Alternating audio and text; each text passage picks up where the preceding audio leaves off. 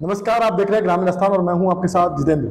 सत्ता का संग्राम कार्यक्रम चल रहा है। इस कार्यक्रम के दौरान हम पहुंचते हैं जनता के बीच और जनता से जानते हैं कि उनके क्या मुद्दे हैं। साथ ही उन प्रत्याशियों के पास पहुंचते हैं जो इस बार चुनावी ताल ठोक रहे हैं और उनसे जानते हैं कि उनके क्या मुद्दे हैं और किन मुद्दों को लेकर इस बार वो चुनावी मैदान में है। इसी दौरान हम मौजूद हैं बिलड़ा विधानसभा क्षेत्र में और हमारे साथ मौजूद है कांग्रेस पार्टी से प्रबल दावेदार कहे जाने वाले सोहन जी लखानी। जानेंगे उनसे कि उनके क्या मुद्दे हैं और किन मुद्दों को लेकर इस बार वो चुनावी मैदान में है। सबसे पहले बहुत बहुत स्वागत सर। Thank you. लखानी साहब, जानना चाहूँगा पारिवारिक बैकग्राउंड के बारे में। किस बैकग्राउंड से निकल के आप यहाँ तक पहुँचे? सर, मैं आपसे निवेदन करूँगा, वैसे मैं ग्रामीण परिवेश से ही हूँ जी। और एक साधारण परिवार से हैं। मेरे पिताजी रेलवे में थे, लेकिन उन्होंने हमें पांचों ही भाइयों को शिक्षित किया और मुझे गर्व है कि हम पांचों ही भाई आज की तारीख में सरकार की नौकरी में हैं। जी। और ये सारी शिक्षा का ही एक देन है। जी। लखानी साहब, जानना चाहूँगा कि आपकी शिक्षा के बारे में जानना चाहूँगा, कहाँ तक आपने शिक्षा अर्जित की है? सर, ये भी एक आपसे निवेदन करूँ, मैं सरकारी स्कूल में पढ़ा हूँ। गांधी स्कूल जोधपुर में पढ़ा हूँ, जोधपुर यूनिवर्सिटी में पढ़ा हूँ और मैंने एमकॉम किया है। जी। एमकॉम के बाद में कुछ प्रोफेशनल कोर्सेज होते हैं, CIB वगैरह, जी। मैंने वो भी किया है। अब मैं रिटायरमेंट से पहले मेरी शुरू से ही एक दिल्ली इच्छा थी कि मैं एक अफसर बनूं। जी। लेकिन यहाँ तक पहुँचने के लिए आपको आपकी पारिवारिक परिस्थितियाँ हैं, सब कुछ ध्यान में रखना होता है। जी। तो उससे पहले मैंने साल भर एजुकेशन डिपार्टमेंट में नौकरी की, जी। फिर काजरी में नौकरी की and then State Bank of India में नौकरी की मैंने। इस दौरान 83 बैच में पहली बार मेरा कोऑपरेटिव इंस्पेक्टर में सिलेक्शन हुआ। जी। पर मैं बैंक में था, मैं गया नहीं वहाँ पे। 84 बैच में फिर मेरा सिलेक्शन हुआ एज ए एक्साइज इंस्पेक्टर। जी। मेरे 3 स्टार लगते थे, पर मेरी मम्मी का ये था कि नहीं, इस महकमे में आपको नहीं जाना है, जीवन बर्बाद हो जाएगा। जी। तो दारू का महकमा था, तो मैंने कहा ठीक है मम्मी, आप कहते हो तो नहीं जाऊँगा। और उनका ये आशीर्वाद था कि वे 85 बैच में कोऑपरेटिव सर्विस में सिलेक्शन हुआ। जी। और कोऑपरेटिव सर्विस में सिलेक्शन होने के एज असिस्टेंट रजिस्ट्रार, उसके बाद में सरकार का मेरे पे एक बहुत बड़ा विश्वास था कि मैं असिस्टेंट रजिस्ट्रार पद पे था तो डिप्टी रजिस्ट्रार के पद पे काम किया, डिप्टी रजिस्ट्रार था तो जॉइंट रजिस्ट्रार के पद पे काम किया, जॉइंट था तो एडिशनल रजिस्ट्रार के पद पे काम किया, एडिशनल रजिस्ट्रार था तो सीनियर एडिशनल रजिस्ट्रार के पद पे काम किया। जी। मैं जिलों में जोधपुर है, उदयपुर है, जालोर है, भरतपुर है, आपके बीकानेर है, जयपुर है, इन जिलों में मैं भिन्न भिन्न पदों पर रहा हूँ। एज डिप्टी रजिस्ट्रार भी रहा हूँ, जो सरकार का नुमाइंदा होता है जिला लेवल पे। भूमि विकास बैंक में सेक्रेटरी भी रहा हूँ। जी। सोसाइटियों की जो ऑडिट होती है तो उसमें मैं स्पेशल ऑडिटर भी रहा हूँ। जी। और 5-6 बैंकों में मैं MD भी रहा हूँ। एंड देन मैं एडिशनल रजिस्ट्रार जोधपुर और बीकानेर दोनों डिवीज़न एक साथ संभाले हैं। ये मेरे पे एक विश्वास था सरकार का। जी। इसके साथ ही जब मेरी जोधपुर एडिशनल रजिस्ट्रार पोस्टिंग थी तो मैं डायरेक्टर राइसन जो ट्रेनिंग इंस्टीट्यूट है कोऑपरेटिव की, जी। उसका डायरेक्टर था। रिक्रूटमेंट बोर्ड का भी सबसे पहला सेक्रेटरी मैं था। तो जो रिक्रूटमेंट बैंकिंग कोऑपरेटिव में शुरू हुए तो इनिशियल जो था सिलेबस डिसाइड करना, ये सारा इसमें मैंने बहुत बड़ा रोल किया। और मार्केटिंग सोसाइटी में रहा हूँ। एक काम की शुरू से एक निष्ठा रही है मेरी, मतलब जहाँ मैं अगर मान लो कि मुझे मेरा परिवार जिस तनख्वाह से चलता था तो मैं उसके प्रति पूरी निष्ठा रखूँ, और उस निष्ठा का परिणाम है कि भिन्न भिन्न पदों पे मैं मतलब मेरे हिसाब से बेस्ट परफॉर्मेंस दी। उदाहरण के लिए जब मैं पहली बार यहाँ पे MD लगाया मुझे 96 में जालोर का, तो नाबार्ड ने बेस्ट परफॉर्मेंस का 5 लाख का अवार्ड दिया, भैरव सिंह जी उस समय थे। जी। मुझे जब या बालोतरा में सेक्रेटरी लगाया तो राजस्थान में मैंने हाईएस्ट जो है प्रॉफिट कमा के दिया, तो उसका मुझे डिस्ट्रिक्ट लेवल पे सम्मानित किया। जी। जब मैं मार्केटिंग जोधपुर में था तो आप वंडर करेंगे कि मैंने राजस्थान में हाईएस्ट बाजरे का सीड बेच दिया एक मार्केटिंग सोसाइटी के माध्यम से। जी। जब मैं सहकारी बाजार में था तभी मुझे इस बात का गर्व है कि मैंने 55 लाख रुपए का इनकम टैक्स पे कर दिया। तो भिन्न भिन्न पदों पर रहते हुए एक सहकारी जैसा महकमा जिसकी शुरुआती राजनीति से होती है, ग्राम सेवा सहकारी समिति के माध्यम से, उसमें आप बिना किसी प्रकार के ब्लैक स्पॉट से निकल जाए, तो ये मैं समझता हूँ कि मेरे पे एक ईश्वर की कृपा थी। ये तो वो बात हुई कि कोयले की खान में से बिना एग्जैक्टली काजल की कोठरी में से मतलब है ना, बिना एक स्पॉट किए आप निकल जाओ, ये आपकी सबसे बड़ा, मैं तो ईश्वर को इसका बहुत बहुत शुक्रिया करूँगा। जी। लखन साहब, इतने बड़े पदों पर रहे हैं आप, तो क्या प्रमुख कारण रहा कि राजनीतिक क्षेत्र ही चुनना पड़ा? सर, मेरा राजनीतिक क्षेत्र चुनने वाली बात नहीं है। मैं अशोक जी गहलोत, माननीय मुख्यमंत्री जी, अभी जो योजनाएं लेके आए हैं, मैं इन योजनाओं का दीवाना हूँ। ना तो ऐसी योजनाएं भूत में मैंने देखी है, मैं सरकार में भी रहा हूँ, ना भविष्य में आने वाली। कौन सी ऐसी चीज है जो अशोक जी ने नहीं दी जनता को? आप देखिएगा, हेल्थ का दे दिया, 25 लाख रुपए आज किसको पता है? आपका पशुओं के लिए आपको इलाज फ्री कर दिया। सरकारी कर्मचारी जो है ना, हमेशा चिल्लाते थे साहब पेंशन पेंशन, उनके लिए वो केस लागू कर दिया, पूरे हिंदुस्तान में एक एग्जाम्पल कर दिया। और मैं तो ये कहूँगा कि दूसरी सरकारों को इन्होंने मजबूर कर दिया कि आप भी अगर मान लो सर्वाइव करना है तो आपको ये करना पड़ेगा जी। ये बहुत बड़ी बात है। आज अभी आप देखो कि ये महंगाई राहत जो है, महंगाई राहत जो इन्होंने किट बांटे हैं, आम लोगों को राहत दे रहे हैं। गैस का है, आप गैस का 500 रुपये में कर दिया, 1150 रुपये का गैस का था, 500 रुपये में कर दिया। क्या नहीं किया? सबसे बड़ी आप देखो, आज महिलाएं जो है, आप 50% जो है ना बस में जाए, 50% में का मतलब जो है करे, और माननीय मुख्यमंत्री स्वयं कर रहे हैं कि चाहे भली घाटा हो, भली घाटा हो, लेकिन ये सरकार का दायित्व है कि बढ़िया ट्रांसपोर्ट सस्ती दरों पे उपलब्ध करवाना। और राखी पे आपने देखा होगा कि चाहे वो डिलक्स बस हो, कोई बस हो, सारी महिलाएं फ्री दी है यार। जी। तो ये कुछ जो माननीय मुख्यमंत्री ने जो स्कीम दी है ना, ये मैं समझता हूँ कि भविष्य में जो है ना नहीं है, और ये सरकार का आना बहुत ज़रूरी है ताकि ये योजनाएं चले। और मेरी हार्दिक इच्छा है कि जितनी योजनाएं, लगभग मेरे हिसाब से 54 योजनाएं मैंने आइडेंटिफाई की है, उन 54 योजनाओं का जो लाभ है वो हर लाभार्थी को मिलना चाहिए।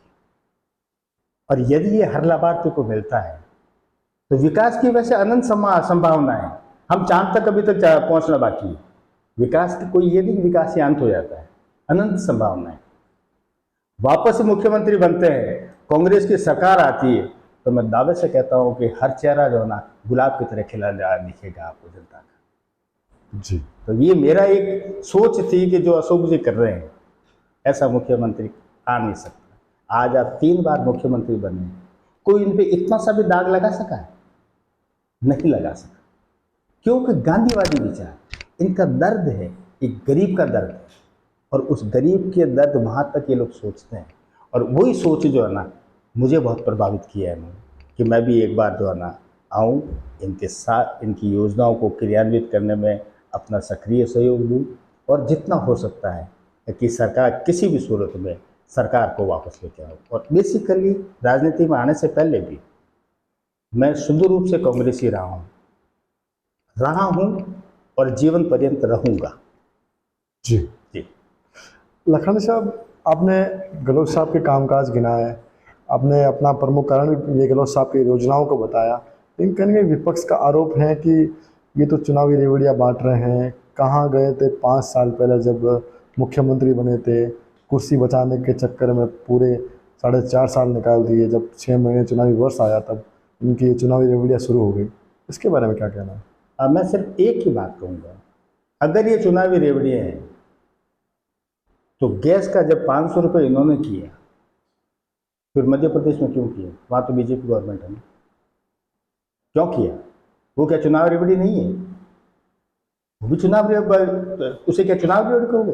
ये चुनाव रेवड़ी नहीं, ये उन लोगों के लिए है, ये उन गरीब लोगों के लिए है जिनको राहत दिया, राहत देनी है। ये रेवड़ी नहीं है, इसको आप रेवड़ी नहीं कह सकते, इसको राहत है। आदमी आज 600 रुपये 700 रुपये देगा, 600-700 रुपये में उसके 50 किलो गेहूँ आएगा और 600-700 रुपये तेल वगैरह आटा नून लेके आएगा, उसका महीने का खर्च चलेगा। तो इसको आप रेवड़ी नहीं कह सकते।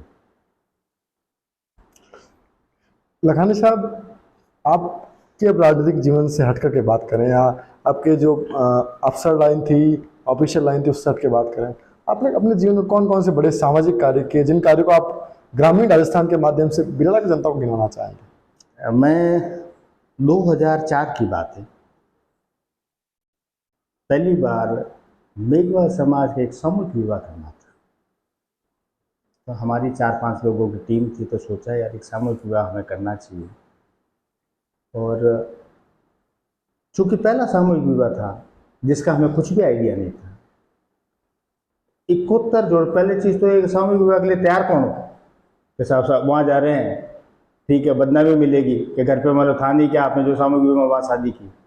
हमने 71 जोड़ों की शादी की और इतनी भव्य की कि गांधी मैदान, ये बरकतुल्लाह स्टेडियम से लेकर गांधी मैदान तक ये रोड पूरे जो है ना वो जाम हो गई। 50,000 आदमी का हमने खाना बनाया और सारे लोग, और इतना सिस्टमेटिक जो टाइमिंग था, टाइमिंग से किया। और उसकी टोटल जो बौद्धिक काम था वो सारा रात को 2-2 बजे तक बैठ कर मैं करता था एक काम। उसके बाद में 2006 में फिर किया हमने ये कही सामूहिक विवाह सम्मेलन। और मेरे रिटायरमेंट से उसी दौरान कुछ पैसे हमारे पास बच गए थे, तो हमने कहा क्यों नहीं इसको जो है महिला छात्रावास के लिए एक ज़मीन के लिए सरकार से मांग करें। काफ़ी कुछ इसमें भी जद्दोजहद हुई कि हमारे समाज की लड़कियां कहाँ पढ़ेगी, कौन ये उनकी सुरक्षा करेगा। तब मैंने उनसे एक निवेदन किया, यार आज हम प्रस्ताव तो ले रहे हैं, कौन से पैसे दे रहे हैं?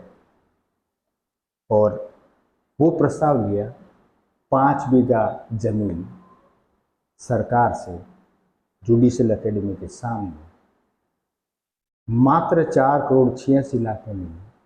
और यही माननीय मुख्यमंत्री अशोक जी गहलोत साहब इस जमीन को लेने लगे और इन्हीं के कर कमलों से वर्चुअली जो है हमने ये 17 करोड़ का एक प्रोजेक्ट बनाया और 21 जनवरी 2022 को इन्हीं के कर कमलों से वर्चुअली जो है उसका शिलान्यास करवाया। तब माननीय मुख्यमंत्री ने ये कहा कि सरकार तो देगी ही देगी, समाज से आप भी आप लो। तो हमने ये प्लान किया कि कम से कम 500 रुपये, और 500 रुपये ये रखा कि एक दिन की मजदूरी कम से कम इसमें देनी चाहिए। और मुझे आज ये बताते हुए फक्र है कि 2.5 करोड़ रुपए समाज ने मुझे दिए और मैं 2.5 करोड़ रुपए वहाँ लगा चुका हूँ। आज 19 कमरों का 10,000 स्क्वायर फीट का ब्लॉक नीचे का शुरू हो चुका है, कंप्लीट हो चुका है। ऊपर का जो इस छत जो फर्स्ट फ्लोर है वो भी 10,000 स्क्वायर फीट की, अभी 5 दिन पहले उसकी छत पड़ चुकी है। और आने वाले 2-3 महीनों में हमारे ये 20,000 स्क्वायर फीट का 40 कमरों का जो महिला छात्रावास वो तैयार हो जाएगा। और मेरा ये मानना है कि जो इस छात्रावास की भव्यता है, जो इसके रूम का जो हमने डिज़ाइन वगैरह किया है, एक 5 स्टार होटल से कम नहीं है। और इतना बड़ा हॉस्टल किसी समाज विशेष का, और वो भी महिलाओं के लिए, मेरे हिसाब से नहीं होगा। ये पश्चिमी राजस्थान का होगा। इसमें मैं माननीय मुख्यमंत्री महोदय का बहुत बहुत आभारी हूँ। इतने साल पड़ा रहा, आखिर उनके हाथ से ये इसका बच्चों शिलान्यास हुआ और वो शुरुआत हुई और आज हम इसी स्टेज तक पहुँच चुके हैं। और अभी भी इसके अलावा अभी आपने देखा होगा कि जब टीचर्स के एग्ज़ाम हुए थे तो इंटर डिस्ट्रिक्ट जो है ना बच्चे आ रहे थे, तो हमने भी उनको जो है यहाँ पर अलग अलग जगह पे फ्री ऑफ कॉस्ट रहने खाने पीने की व्यवस्था ये हमने करवाई थी। तो सामाजिक, अच्छा ये बाबा का मेला आता है, इस मेले में भी हम लोग सेवाएं देते हैं अपनी। अवसर तो मैं मतलब कुर्सी पे था, कुर्सी से हटने जो 5 बजे छुट्टी हो जाए तो उसके बाद तो नहीं है ना। और सामाजिक सेवा करने में कोई उसमें अवसर ये आड़े नहीं आती जी। और मेरा तो शुरू से रहा है कि एक गरीब को जो है ना उसके दर्द को समझो और उस दर्द में आप कितना उसको कर सकते हो वो आप करने की कोशिश करें। जी, ये आपके सामाजिक बड़े बड़े कार्य आपने गिनवाए। क्या प्रमुख आधार रहेगा आपका कि कांग्रेस पार्टी आपके ऊपर बिरला विधानसभा क्षेत्र से दाव खेले? सर मैं एक चीज़ बताऊँ, मैं जब अगर मान लो मेरी बेदाग छवि रही, आज 2.5 करोड़ रुपए 2.5 रुपये लोग नहीं देते हैं, आज 2.5 करोड़ रुपए अगर मान लो विश्वास किया है तो बेदाग छवि पे किया। मेरे पे कोई एंटी इनकम्बेंसी वाली कंडीशन लागू नहीं होती जी। और जब एंटी इनकम्बेंसी वाली कंडीशन लागू नहीं होती है, मेरे पे किसी प्रकार के जो दाग नहीं लगा हुआ है, तो निश्चित रूप से जनता भी जो है मेरे पे विश्वास करेगी और माननीय मुख्यमंत्री महोदय भी विश्वास करेंगे। इसके साथ कुछ चीज़ें भिलाड़ा के लिए भी जो मेरे दिमाग में पिछले 1-1.5 महीने से जो मैंने फील्ड में देखा है, जो मैं एक्चुअल करना चाहता हूँ। जैसे नंबर 1, आज भिलाड़ा में मीठे पानी की प्रॉब्लम है। जब राजस्थान इंदिरा गांधी नहर का पानी पचपदरा में जा सकता है तो भिलाड़ा में क्यों नहीं जा सकता? बिल्कुल। नंबर 2, जब पूरे जोधपुर को पानी की किल्लत थी तो रणसी गांव ने पानी पिलाया। बिल्कुल पिलाया, उसका जिक्र सीएम साहब ने भी किया था। तो अगर मान लो रण से, तो क्या आज इंदिरा गांधी कैनाल का पानी जोधपुर तक आ चुका है तो पाइपलाइन वहीं पड़ी है, क्या उसको वापस रीफ्लो करके मतलब हमारे वाटर टेबल को ऊपर नहीं ला सकते? अगर ये वाटर टेबल ऊपर आती है तो सारे एरिया जो है वो सरसब्ज होगा, सब आबाद होगा। तीसरा, आपका ये जो कापड़ा और इसके आसपास का जो एरिया है, आप देखो ये सारी लवणीय भूमि, पानी अंदर खारा है जी। जब अगर मान लो कश्मीर की केसर या लूनी में एक काश्तकार उगा सकता है तो क्यों नहीं हम इस खारे पानी के लिए एक कोई ऐसा रिसर्च सेंटर खोलें जिस रिसर्च सेंटर के माध्यम से ऐसी क्रॉप पैदा करें, यहाँ पे काश्तकारों की इनकम बढ़ सके। चौथा, काश्तकारों के संबंधित है, आवारा पशु से आज की तारीख में काश्तकार सबसे ज़्यादा परेशान है जी। तो हमें गौशालाएं और नंदीशालाएं इनको खोलनी चाहिए। नहीं, गौशाला और ये तो संचालित हो रही है, आई एग्री, लेकिन फिर भी गौवंश कई बार नजर आता है। मैं वही कह रहा हूँ कि जब अगर आपको नंदीशालाएं खोल दो तो नंदियों के लिए अलग हो जाएगा, गायों के लिए अलग हो जाएगा। अब इसके साथ आप देखो, अभी जैसे कुदरत ने किया है, बरसात आ रही है, फसल थी खराब हो गई, हमारा ये रहेगा कि कम से कम एमएसपी पे, जो मिनिमम सपोर्ट प्राइस पे है जी, 100% जो उसकी पैदावार वो खरीद करें, सरकार खरीदे। नंबर 1।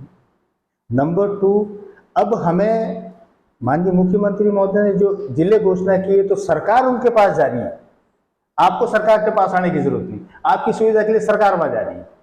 तो ठीक वैसे ही जब एमएसपी वाली है, आज हमें अगर मान लो वहाँ 2 सेंटर आते हैं, एक बिलाड़ा में खोलते हैं, एक पिपाड़ में खोलते हैं, तो क्या हम ग्राम सेवा सहकारी समिति तो नहीं खोल सकते? वही खोल दो, क्यों उनका हम भाड़ा लगाते हैं? आज बरसात से मान लो खराब हो गई, बरसात से खराब होने से मूंग की जैसे ऊपर काला होगा उसकी क्वालिटी थोड़ी खराब होगी। बिल्कुल। तो क्वालिटी खराब में आज 10,000 रुपये बाजार में भाव है, कल उसे 4,000 रुपये खरीद के ले जाएंगे। मैं तो ये कह रहा हूँ कि जो ये एमएसपी से नीचे अगर मान लो कहीं खरीद होती है तो उसके लिए सरकार को एक कानून बनाना चाहिए, उनको कठोर सजा मिले। काश्तकार अपने खून पसीने से कमाता है और उसको काला कहकर जो है 10,000 का माल 4,000 में वो ले जाए, तो ऐसा होना चाहिए। आप देखो इंग्लिश मीडियम स्कूलें कितनी खुल गई, खूब सारी स्कूल खुल गई। पर क्या ये 10th 12th के बाद जो बच्चे कहाँ जाएंगे? तो उनके लिए मेरी प्राथमिकता ये रहेगी कि इंग्लिश मीडियम कॉलेज भी खुले। अगर इंग्लिश मीडियम कॉलेज खुलती है तो वो क्यों बच्चे आगे यूं कहीं इंग्लिश में कॉलेज स्तर पे जाएंगे, बिल्कुल उनकी परफॉर्मेंस बढ़िया होगी। एंड मेडिकल लाइन में देखें आप, तो आज पिपाड़ में, आपके बिलाड़ा में, नो डाउट आज की चिकित्सा सुविधा बहुत बढ़िया कर रखी है, लेकिन प्रयत्न ये होना चाहिए कि जो मेडिकल कॉलेज लेवल की फैसिलिटीज जो है, वो फैसिलिटीज हम लोग यहाँ उपलब्ध करवाएं। जी। मैं एक छोटा सा और कहूँगा, अभी जो महात्मा गांधी प्रेरक ले रहे हैं, इनके माध्यम से ग्रामीण स्तर पर बुक बैंक की स्थापना करें और बुक बैंक के साथ एक कपड़े बैंक की भी स्थापना करें, जिसमें सरकार को कुछ नहीं करना है, केवल मॉनिटरिंग करनी है। तनख्वाह हम उनको दे रहे हैं। कोई कपड़ा है तो कोई मान लो कोई नया कपड़ा देगा, कोई पुराना कपड़ा देगा, तो पूरे राजस्थान में कोई भी व्यक्ति फटे हुए कपड़े पहने हुए आपको नहीं मिलेगा। इसके साथ ही जो हमारे युवा हैं, मैं माननीय मुख्यमंत्री महोदय का शुक्रगुजार हूँ कि उन्होंने ग्रामीण खेल प्रतिभा को, ग्रामीण खेल शुरू किए। इससे हमारे युवा बलिष्ठ होंगे और वो एक हमारी एसेट बने, तो उनको भी किसी प्रकार की नशे की प्रवृत्ति या और कोई दूसरी उनमें लत नहीं पड़ जाए, तो ग्राम पंचायत लेवल पर इनके लिए एक कंसल्टेंसी सेंटर जो है वो हमारी इच्छा रहेगी कि वो वहाँ पर स्थापित की जाए, ताकि युवाओं में भी जो है ना वही रहे कि जो वो युवा है, जो उनमें जोश है, उस जोश में वो कहीं पर किसी स्टेज पे होश नहीं खोले। जी जी। आपने इतने बड़े बड़े वादे अपने गिनवाए हैं। यहाँ के स्थानीय बात करूँ बिलाड़ा विधानसभा क्षेत्र की, यहाँ से कांग्रेस पार्टी से वर्तमान एमएलए हीराराम जी मेघवाल है, उनके कामकाज को लखानी साहब कैसे देखते हैं? देखो, ना तो ये मेरा क्षेत्र है उनके कामकाज को देखने का, उनके कामकाज को देखने का अधिकार केवल जनता को है, माननीय मुख्यमंत्री महोदय को। पर मैं ये तो यही कहूँगा कि चूंकि कांग्रेस पार्टी है जी, तो मैं कांग्रेस पार्टी, चाहे कोई भी व्यक्ति हो, मैं कांग्रेस का सिपाही हूँ और कांग्रेस की हित तरफदारी करूँगा और आगे भी कांग्रेस का ही रहूँगा। जी सर, ग्रामीण राजस्थान के माध्यम से आप जनता से क्या कहना चाहेंगे, बिलाड़ा की जनता से? और मैं बिलाड़ा की जनता को एक ही निवेदन करना चाहूँगा कि विकास के नए आयाम हमें स्थापित करने हैं, और ये नहीं कि विकास ये अंत हो गया, हमें चांद की ऊंचाई तक जाना है, और ये कोई व्यक्ति विशेष नहीं कर सकता, ये सारे मिलकर सामूहिक प्रयास होते हैं। हमें वो सामूहिक प्रयास करने चाहिए जिससे कम से कम हमारे क्षेत्र का विकास बहुत तेजी से हो। फिर जो भी छोटी छोटी समस्याएं या बड़ी समस्याएं, जब तक हम लोग इसे मुस्तैदी से सरकार तक नहीं पहुंचाएंगे तो सरकार उसे आगे कैसे बढ़ाएगी? जी, तो मेरा ये सभी ग्रामीण जनता से अनुरोध रहेगा कि हम सब मिलकर बिलाड़ा क्षेत्र का सर्वांगीण विकास करें, चाहे वो राजनीतिक हो, चाहे वो आर्थिक हो, चाहे सामाजिक हो, चाहे सांस्कृतिक हो। जी लखानी साहब, आप एक बड़े पद से रिटायरमेंट हुए हैं और राजनीति में आपने प्रवेश किया। कांग्रेस वैसे तो हमारी शुभकामनाएं सभी के साथ रहती है, लेकिन जीतता एक हारते सब है, तो क्या पार्टी ने आपके ऊपर दाव नहीं खेला? 1% चांस भी अगर पार्टी ने आपके ऊपर दाव नहीं खेला तो क्या सोहनलाल लखानी थर्ड फ्रंट या निर्दलीय की ओर जाने की सोचेंगे? मैं जब से मैं समझा हूँ, जी, नरपत राम जी बरवड़ जब थे, मैं उनके साथ में मधुबना कांग्रेस में था, और पूरे अब तक में मेरी सोच कांग्रेस की रही है, और जब तक ये सांस है तब तक कांग्रेस ही रहेगा। पार्टी टिकट एक को देती है, सभी को नहीं, लेकिन मांगने का सबको अधिकार है। और जिसको भी टिकट देगी हम तन मन धन से उसके साथ हैं। जी, ये थे हमारे साथ सोनलाल जी लखानी, जिन्होंने वादे तो काफी बड़े किए हैं। अब देखना है कि जनता को कितना भरोसा करती है या पार्टी को कितना भरोसा करती है, तो आने वाला वक्त बताएगा। अभी के लिए बस इतना ही। देखते रहिए ग्रामीण आस्थान, सत्ता का संग्राम। कैमरामैन जितेंद्र सैन और अनिल राव के साथ।